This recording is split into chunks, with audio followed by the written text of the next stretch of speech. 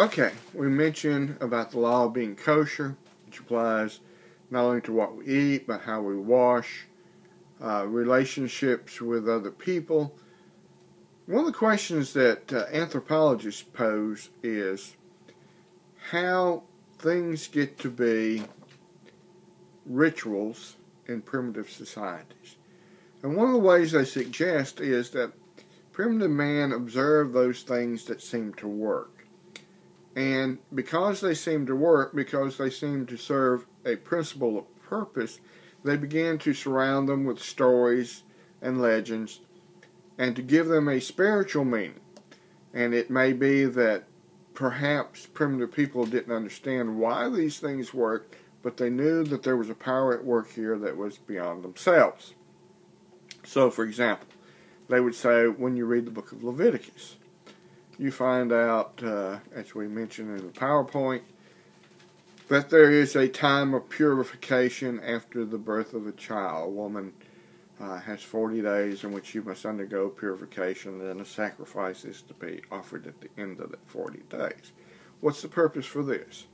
Well, the first thing, the Hebrews had an idea that blood was sacred. This was where the life was.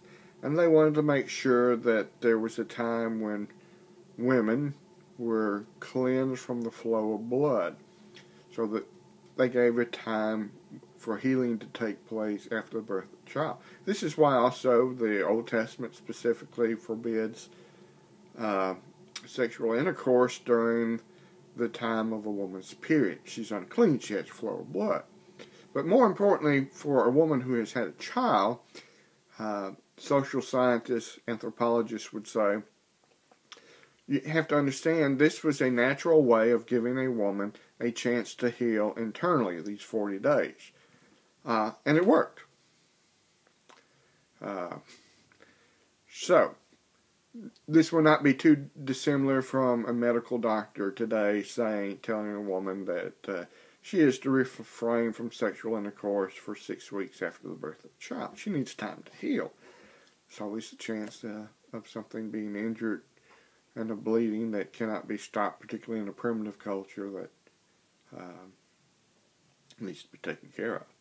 In the example of eating pork, first, pigs eat anything. They eat off the bottom of the food chain. Therefore, they may be considered unclean. But in the second, of course, in a primitive culture, things were not always cooked as they should be. Uncooked or undercooked pork often made people sick.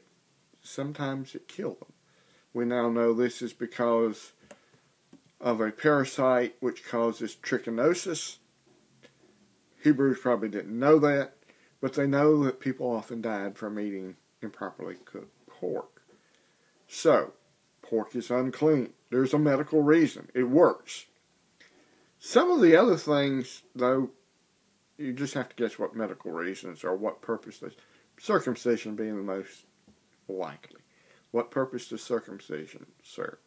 Well, there are a lot of arguments, one side and another. There are those who argue that circumcision helps keep the penis clean, which also reduces the chances of cancer of the cervix for the woman and perhaps some types of cancer for men. But there's a lot of argument about that.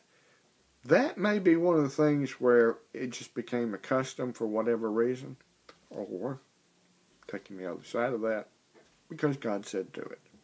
So you did it. So, it's up to you which side you want to believe and go with. I'm going to leave you there. Leave you with the passage from Exodus to discuss and you test.